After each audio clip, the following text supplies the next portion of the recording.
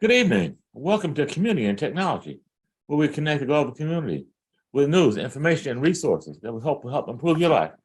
I'm Stu Reid, and I have some very special guests here with me today. Meghan McNamara is the co-founder and executive director of the Octavia Project, with 15 years of experience in nonprofit leadership and education. Previously, Meghan was director of programs at Girls Right Now, a nationally recognized writing and mentoring program for New York City high school girls. Meghan, welcome to Community and Technology. Hi, thanks so much for having me. Yeah, and you have a couple of your students. Please introduce our other guests. Yes, we do. So we have with us Kaylee Ortiz. Kaylee is 17, currently in her senior year of high school. And Kaylee has been a part of the Octavia Project for 5 years, I believe. Does that sound about right? It's been a while. Five to six. Okay, it's going on around 6 there. years, Yes, maybe? yes, Okay. yeah. Since she was very young, let's say that. Kaylee has been a participant and also a fellow at the Octavia Project. Welcome, Kaylee. Thank you, thank you. And we also have Xylon Everett. Xylon is 16. And Xylon, are you a junior in high school this year? I'm a senior. This was last year. You are also a senior. Okay, we have 2 seniors with us. And Xylon was in our program for the first time last summer. Okay, Welcome, great. Xylon. So, Meghan, tell us a little bit about the Octavia Project. I must say, we were talking before it came online that I understand you guys were inspired by Octavia Butler, the noted science fiction writer. And I must say, I'm a huge fan of hers. Can't say I've read all of her books because she's written so many, but back in the mid 80s, she just captivated my attention and my imagination with her characters in Kindred and in Wild Seed in particular. So tell us about the origins of your organization and what you guys do.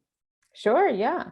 So the idea for the program came about kind of through a crossing of 2 roads. My co-founder, Hannah Porter, she's a novelist and a playwright. She was, this was back about 9 years ago, she was leading a series of workshops for young women and non-binary youth, exploring speculative fiction. So looking at science fiction writing, fantasy writing, fairy tale writing, that sort of thing. And she was really inspired by what was happening in those workshops, just kind of the imagination, the world building, the kind of forward thinking, the critical thinking. And so she came to me and kind of said, I want to make this a thing. I want to keep doing this. It was sort of a one-time thing, just for one summer. And she said, how can we make this continue? And at that same time, I was teaching with a program where I went into schools, into middle schools, into math classes or after school, and was teaching Lego robotics and computer game design using Scratch programming.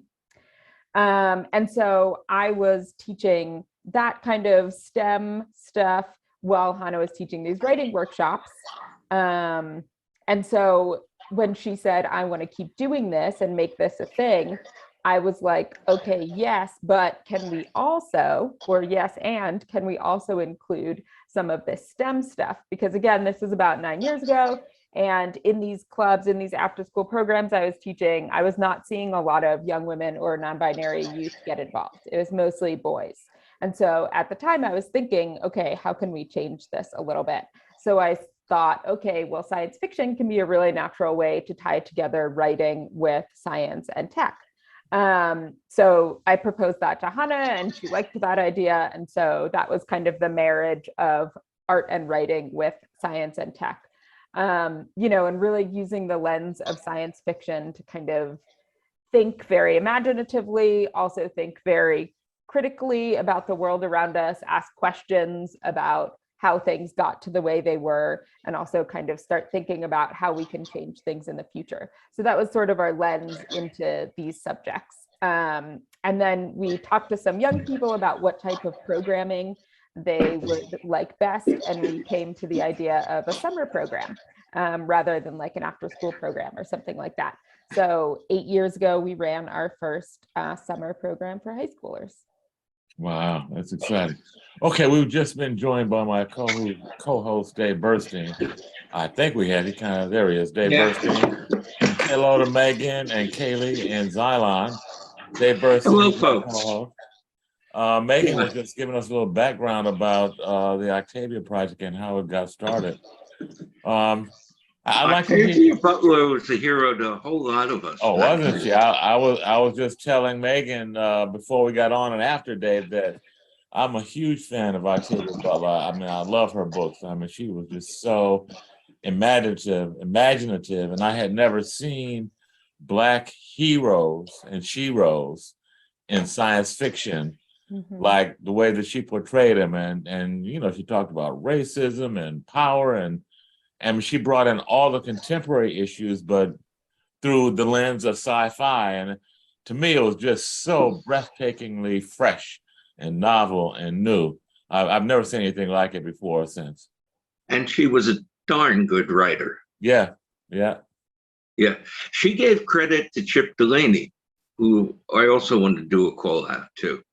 Chip or Samuel Delaney, who is still with us. He must be well into his 80s now.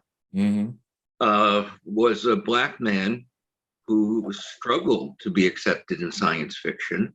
Famously, the key editor, Campbell of Analog, once said he didn't want to use the novel that Chip had just written because he didn't think science fiction fans were ready for a Black hero. Wow. My brother actually won an award that was called the Campbell Award because he was a very fine editor. But he now is no longer the Campbell Award winner. He's now the Analog Magazine Award winner because people went into the history of Campbell and things like what he told Chip Delaney. But it's good these people are living on. Yeah, absolutely. So maybe, Megan, we can now hear a little bit from Kaylee and Xylon about their experience and what it's like to be involved in the Octavia Project. Tell us a little about either one of you. Okay. Well, seeing as this is my first year, I was kind of nervous going into it. I'm what's the term in like an introverted extrovert? Or like I'm very nervous around people, but once I know people, I can very easily connect with them. So going into this, I'm like, okay, I see people that are already interacting, maybe they already know each other, and I was just incredibly nervous. But the community was like incredibly so tight knit that like instantly you just click with your peers. Alongside the things that we were learning and the books we were reading, the art we were creating, it was a really fun experience. So tell us a little bit about some of the science and what have you been learning? Can you talk a little bit about some of that stuff? So what we had did, my most fond memory, is we've made like a short choose your own adventure story. And like that's one part of it, but the other part of it is like using a website called Twinery to like make it like digital. So you could have your options and you could press like one button and it's like, okay, you chose this option and it'll send you to another link, or you'll have another option and you press that, it'll send you to a different link, and then you could choose your own adventure for that story. I found that really interesting. So I want to add on to Xylon by saying like how we like created ideas and different branches of these stories, like through storyboard making. And then we kind of learned how to incorporate music and like pieces of artwork, and like how to get through the story digitally. And I thought that was really cool about the Twine that we were exposed to. Yeah, Kaylee, do you have a background in science? How'd you get interested in this stuff? Oh, me? Yeah, Kaylee. I currently I'm not taking a science class, just because I thought it would be best. I was going to take a forensics class. However, I do want to get work part-time my second semester once I like finish applying for schools. But last year I was doing AP environmental, and I've taken all my science credits, and just like learning about the environment was something that I found really intriguing in science. What else? Let me throw in a question. Yeah, sure. I spent yesterday at a Metrotech NYU Wireless for a high-end wireless conference. People were there, like the CEO of Nokia and the guy who runs all of AT&T's networks and so on. There were about 200 people there. I would be surprised if there were 25 of them women. Why is that, and how can that change? Well, I would say it's really hard for women to get into the industry just because of all the like discrimination as well as like opportunities given to us. I feel like programs like Octavia Project that like slowly but like surely expose young women into the field like gives us the opportunity to really explore if it's something that we do want to do. And then they also have such like we make such great connections that they help us get opportunities afterwards and like look into programs that we may be interested in. And so just continuing sharing resources with each other and supporting one another. Megan, what made you comfortable with teaching and talking about science?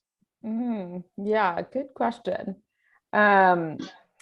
So growing up, I feel like when I reached the end of high school, I kind of made a choice about which path to follow. And I'm very much like a liberal arts, humanities, creative person, but I also really love math.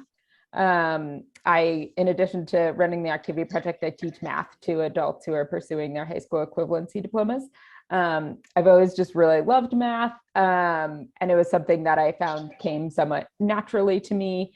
But when I was approaching the end of high school and kind of making a decision about college and things like that, math was not something that anyone was really pushing for me, or really encouraging me to go down that path at all.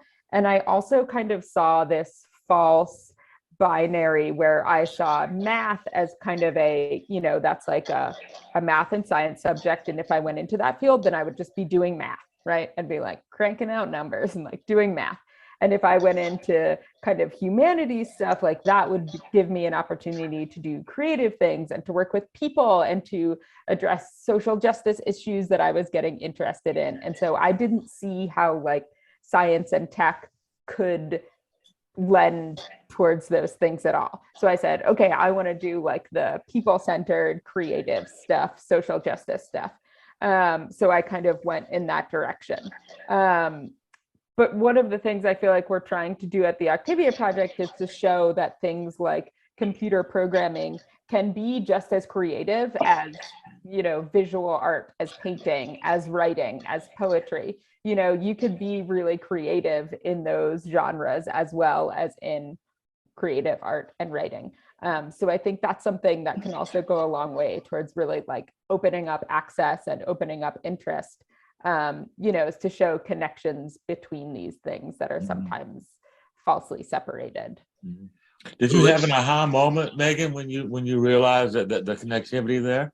Yeah, definitely. I think it was something that I never would have come up with on my own. I think it was this thing that came up with me and my co-founder Hannah kind of talking and hashing it out, and like thinking about both of our love of science fiction. And also, Octavia Butler has a quote where she says, something along the lines of her interest in science came from her writing science fiction, because she was someone who did a lot of research for all of her work. So when she's writing about all these sci-fi subjects, she actually has a lot of research behind each of them about, astronomy and geography and all of those things. Wow. You had a remarkable author visit.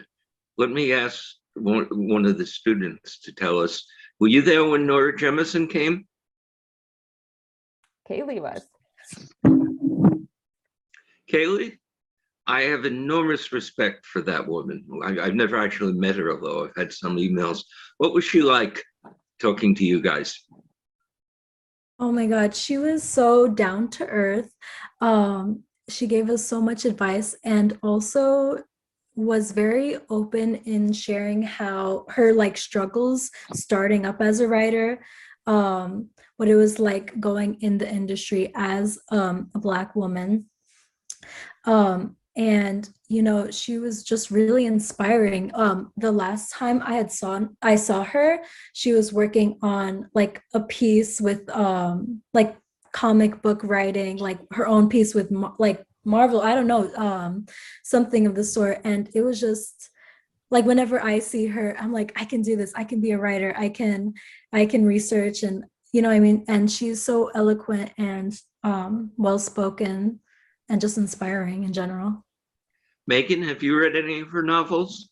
Oh yes, of Norris, yeah, of NK's, yes. I've read a lot of her novels. She's one of my top speculative fiction writers. I am in awe of everything she does and can do. Her fifth season trilogy was kind of on the same level of mind altering as some of Octavia Butler's work. I think it really like shifted the way that I see and think about our society. And Nora's been involved in the Octavia Project since basically before we started. We reached out to her and said, we want to do this project. And she extremely generously made a video for us, a pitch video for us that we put on our Kickstarter. So she helped us, you know, raise the funds to run the very first Octavia Project. And then she's come and done workshops at the Octavia Project just about every year.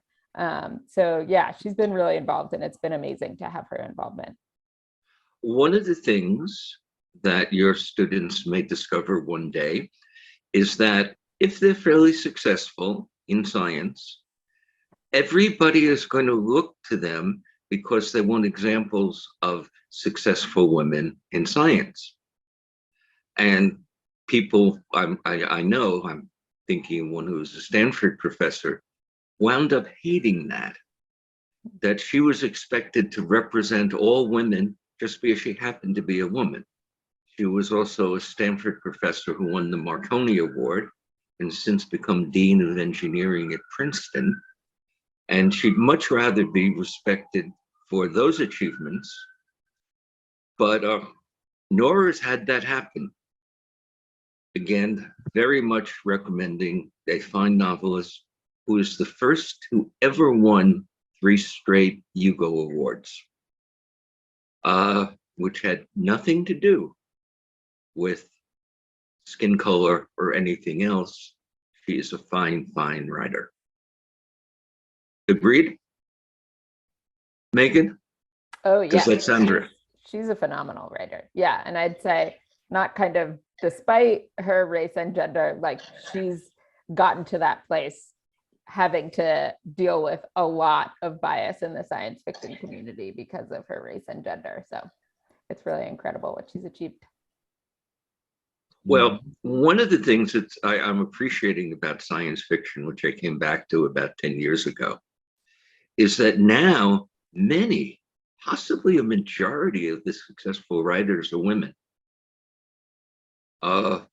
Several are people of color. And I was delighted to see that change. Because when I first got into science fiction, there was Chip Delaney, and then there was Octavia Butler, and there was almost nobody else. So that has changed. It hasn't in where I do most of my work in engineering. Jenny went with me to the conference yesterday, and she said she was surprised how few women there were there. But consistently, it's been maybe 10% of the successful people in engineering and science have been women. And obviously, there is no reason a woman can't do what Andrea Goldschmidt did, which is she was a profound engineer and mathematician leading in signal processing and did a lot of important work. But obviously, many women don't think that's their path. And I don't know how to change it. It's literally 30 years since I first did a radio show. I was doing computer stuff then, and there weren't many women in computers then. And I brought on a few people to talk about why. And I wish there were some answers. Your project seems to be inspiring people. Yeah, so maybe Megan could tell us a little about recruiting and how that goes and how that happens and your success in that. How do you do that? Sure, yeah. So mostly we find students by reaching out to local high schools.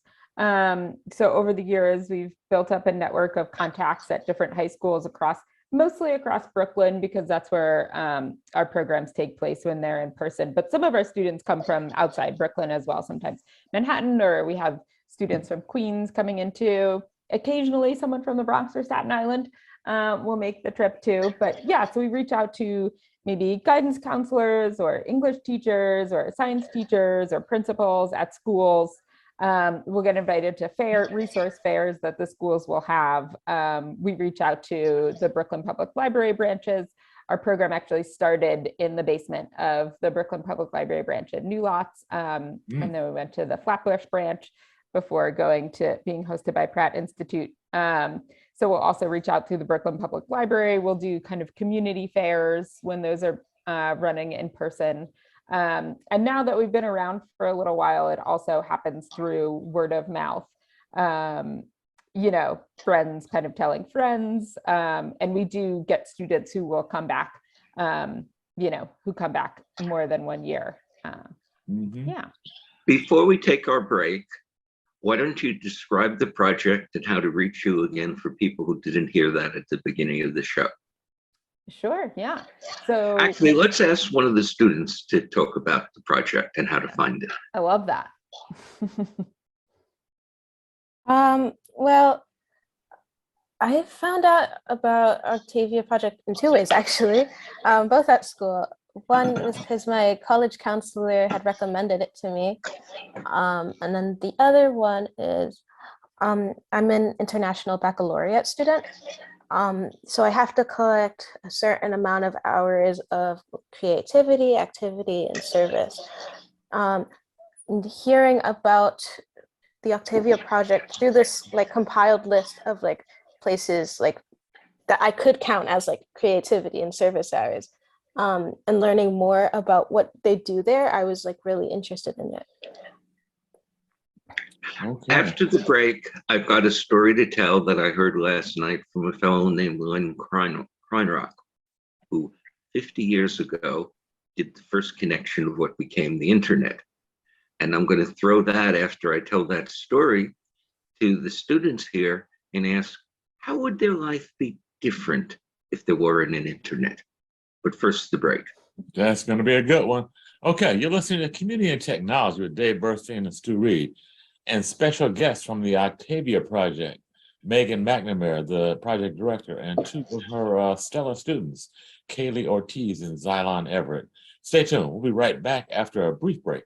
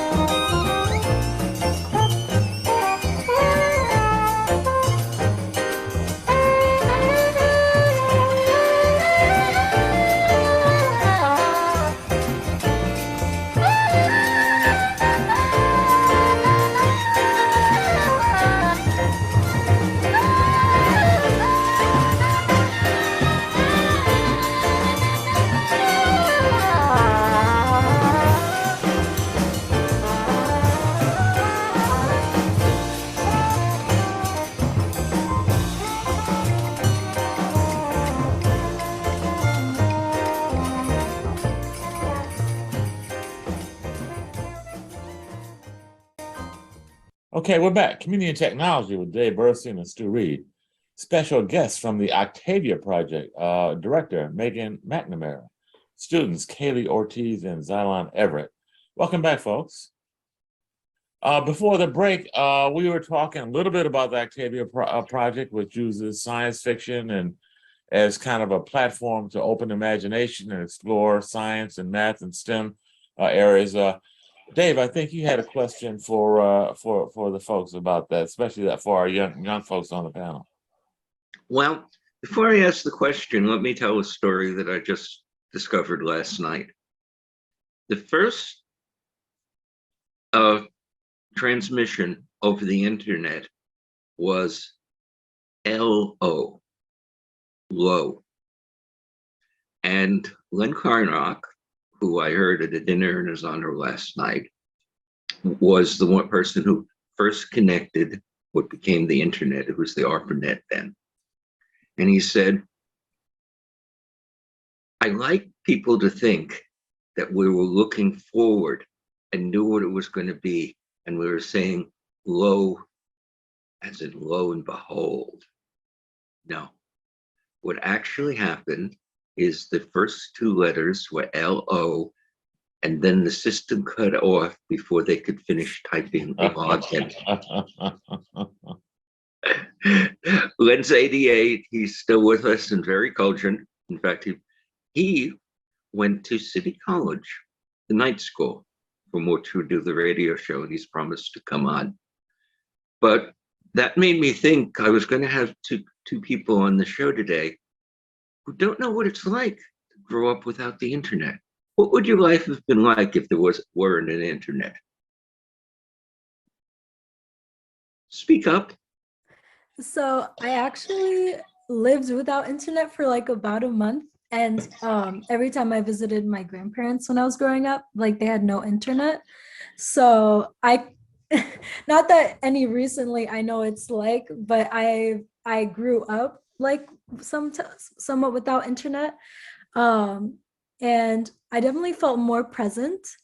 This summer, I actually traveled with this program, Global Glimpse, to go to Costa Rica with people my age. And we could not use like any Wi-Fi or our devices whatsoever the entire time. And I felt that the connections I made were so much stronger because I had like no distractions, and every single minute just was so much longer and so much more, I don't know, meaningful. So time like really does slow down when you're cut off from the internet. And it like when you take a break from the internet from such a long time of like being on it, for once it like feels like, oh wow, like okay, I'm a living person, like things are happening, you know what I mean, apart from on my device. So it's really cool, but it's also hard because I wasn't able to speak to my parents for a little bit, so communication would definitely be much harder. And we have another student. That's fascinating. Xylon, what are your thoughts?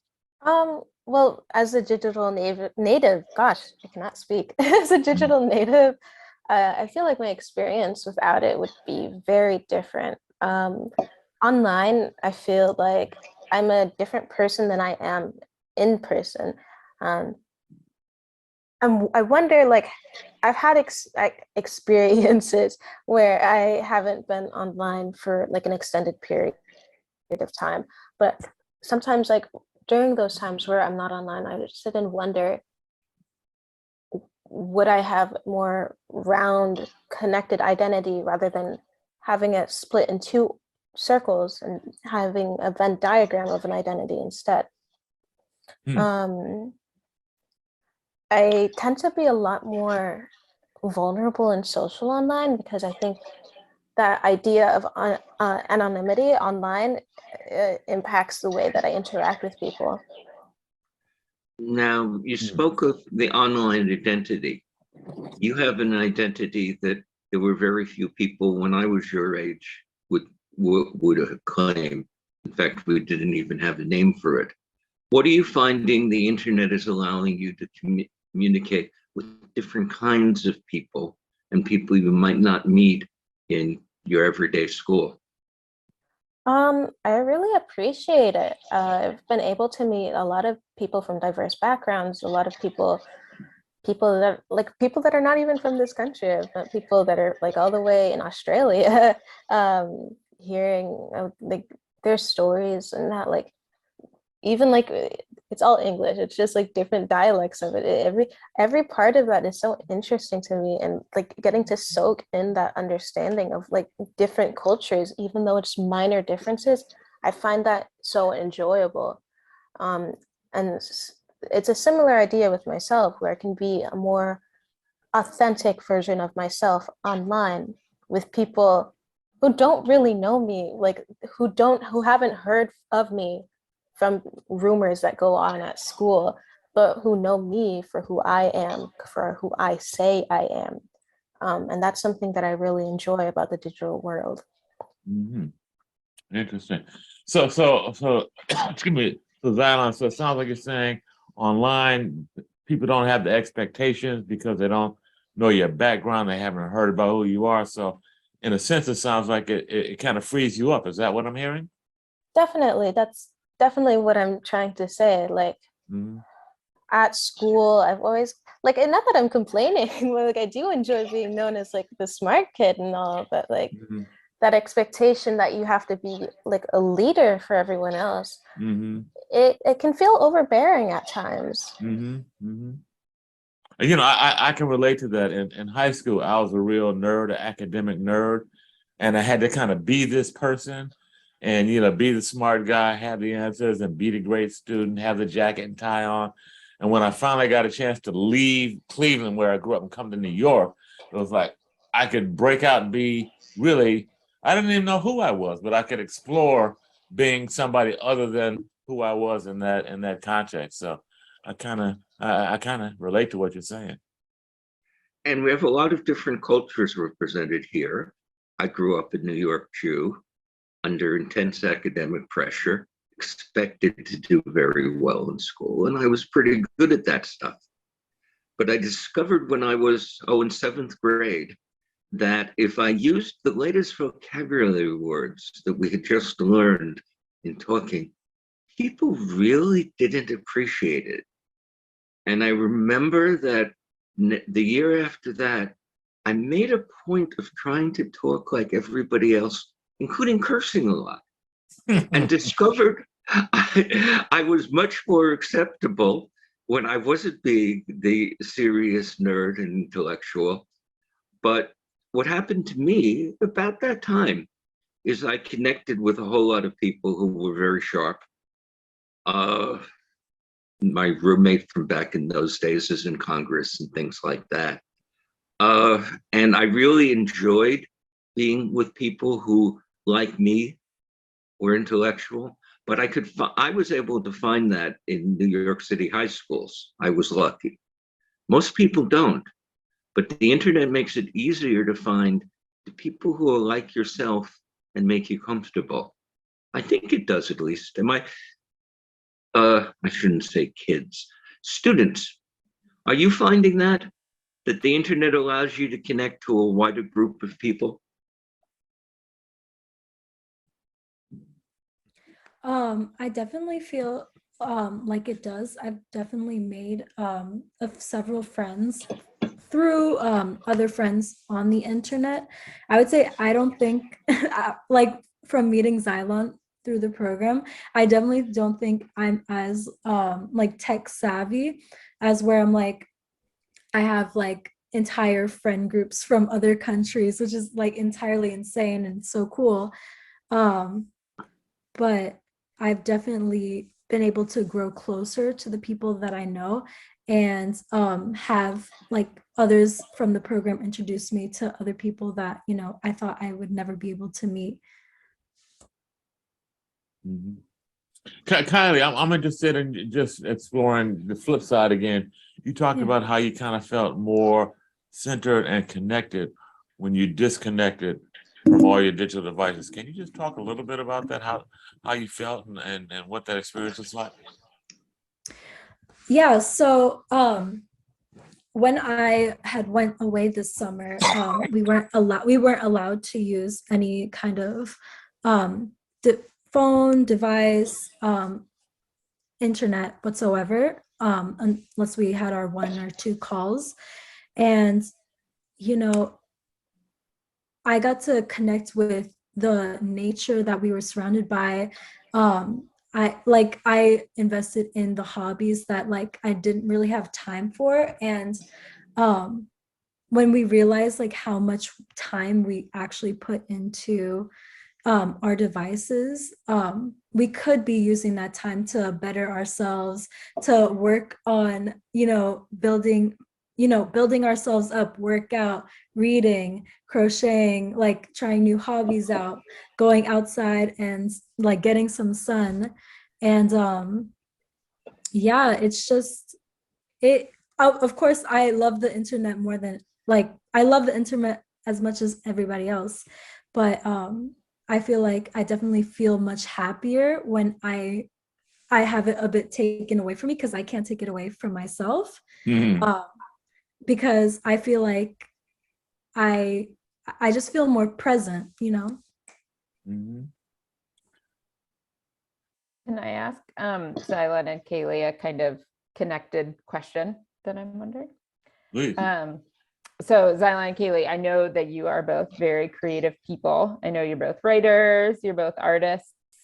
Xylan, I know you talked about making your twine, your kind of online choose your own adventure game. And I also saw that really cool digital portrait that you made this summer. And Kaylee, I know you make a lot of like graphic design projects and Canva and stuff like that, like collages, mood boards, and you made that very cool cat app this summer.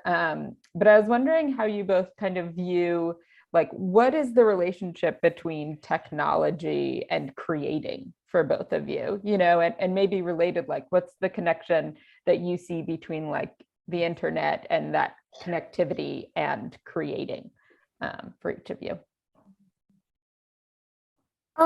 So when I first started HTML, so in about 8th grade, that was like 2019, I was in Girls Who Code, which is a program that's connected with the Girl Scouts program of New York. And we had made a PSA, and we had learned HTML to code for the PSA, the visual effects. And I think that's that first connecting point where I found like how science, like STEM and art, both things that I enjoy, could connect together. Similarly, I'm a digital artist, so a lot of the times when I am practicing art, it's through a digital lens. I do practice traditional art sometimes, of course. It's good to have a balance of both. But I feel that, again, having that digital context and that creative context, merging it together, it creates something that's beautiful to me. Do you use Adobe Photoshop? No, Adobe products are expensive. I use a program called Clip Studio Paint, which is equally as expensive. Photoshop from Adobe is $40 and $60 a month because it's used by every professional designer that I know. And it's a great tool and it's a wonderful thing. Adobe was founded by Chuck Greshke and John Warnick. And a long time ago, I had John Warnick, who was a real pioneer in computer graphics. He did PostScript and the first laser printer and a whole lot of things like that. And Photoshop, ultimately, which everybody's still using. What do you think John Warnick did on Saturday and Sunday?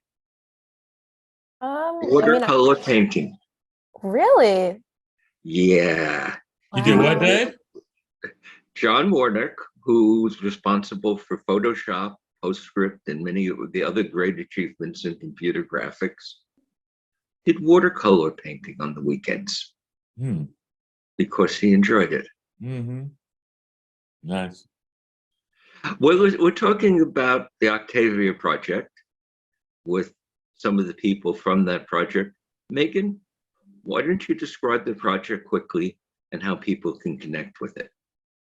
Sure, yeah. So the Octavia Project offers free out of school and summertime enrichment programs that blend art and writing with science and technology, all through the lens of speculative fiction and science fiction. So our workshops teach computer programming through storytelling, or biology through visual art projects, and urban planning and architecture through world building. So we do a lot of project-based learning, a lot of interdisciplinary projects, all to kind of encourage learning blended, learning that blends science and tech with art and writing. Like Xylon said, having the experience of getting to see your art creative side blend with science and tech. And we run a free summer program for high schoolers and a free summer program for middle schoolers. So if you're interested in finding out more about those or possibly signing up for those, you can go to our website. It's octaviaproject.org. And you can find out more information about how to join or support our program. And who was Octavia? Sure. So our inspiration and namesake is Octavia Butler, the amazing, pioneering, barrier-breaking science fiction writer who went on to become an award-winning author, and whose work really inspires our commitment to social justice and the way we take a critical lens to the way our society operates now, and to also imagine beyond our current possibilities.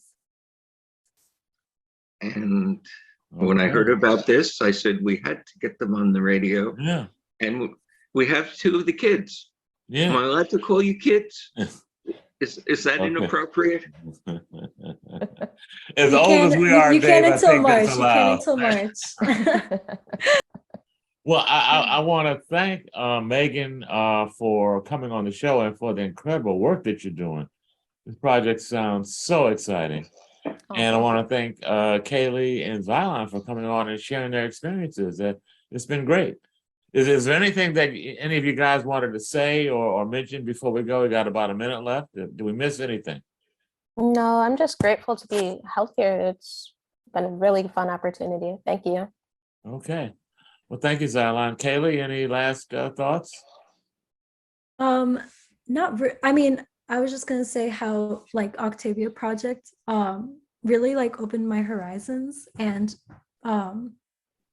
really helped me like discover new things that I thought I wasn't going to enjoy and like maybe will pursue in the future, and created such a like a beloved family for me. And so I just really cherish it, and I really appreciate that you guys had invited us and the Created project the to the show. family is a remarkable thing to hear. Yeah. It's very, very hard to create a community, and the folks that apparently have done it, much to their credit. Yes. Congratulations to you all. Thank you. We've been speaking with Meghan McNamara, the director of Octavia Project, and two of her prize students, Kaylee Ortiz and Xylon Everett. Thank you all for joining us on Community Technology. Thank you so much. Okay. This has been Thank Community you. Technology, Dave Burstein and Stu Reid. Stay tuned for more news, information, and of course, every Wednesday, 5 to 6 p.m. You just might learn something. Thanks. This has been WHCR 90.3 FM.